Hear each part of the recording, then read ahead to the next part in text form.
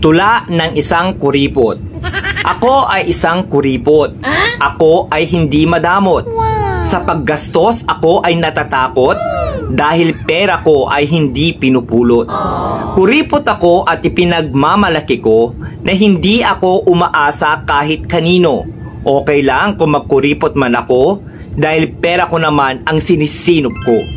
Ang pagiging kuripot ay hindi masama hanggat di ka nanloloko ng kapwa. Kaya wala akong dapat ikahiya kung naiinggit sa akin ang madla.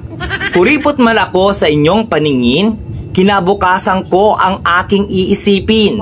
Mga paninira ng iba ay di ko diringgin dahil ang makikinabang nito ay ako rin. Hindi kasalanan na maging kuripot ako, ang masama ay ang pagiging maluho.